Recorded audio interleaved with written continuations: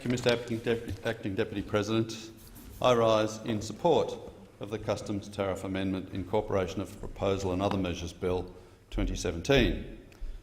The bill makes some substantive changes, like extending some tariff concessions for providers of automotive services and removing a $12,000 duty on imports of second-hand cars. Removing this $12,000 duty is welcome, but unfortunately it is of little effect in practice because the government still severely restricts the quantity of second-hand cars that are allowed to be imported.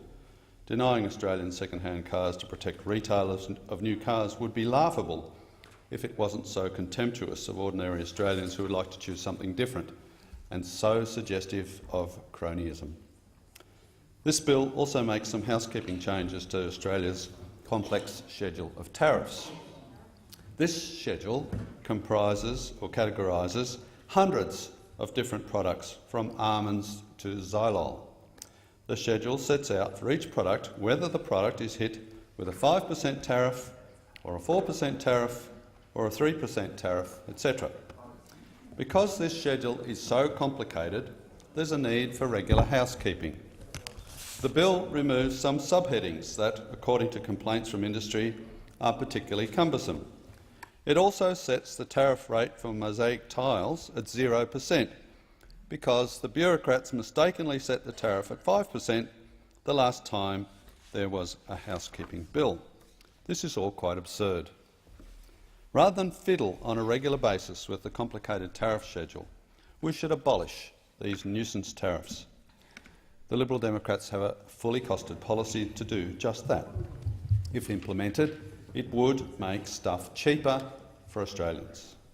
It would also mean that Australian businesses would concentrate on making those products where we are the best in the world, rather than devote resources to making products that are made cheaper and better overseas.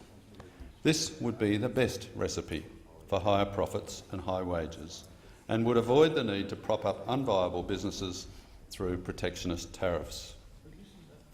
Some economists do not support completely abolishing tariffs because they theorise that the first $1 million of tax revenue collected from tariffs does less harm than an extra $1 million extracted from taxpayers as income tax. This theory would suggest that you should keep tariffs rather than put more weight on the income tax system. But what this theory does not consider is that when a tax is completely abolished, all the compliance and administrative costs associated with that tax disappear. If we abolished our remaining nuisance tariffs, we wouldn't need to have hundreds of customs officials hovering over a shipment of mosaic tiles with their clipboards and tablets, and we wouldn't have businesses pulling out their hair as they work out whether the tiles they are importing are classified as mosaic tiles or not.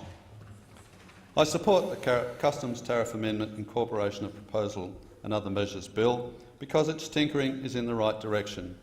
But under the Liberal Democrats, we would have no tariffs, we would have free trade, we would have a low cost of living, productive businesses and high wages, and there would be no need for bills such as this.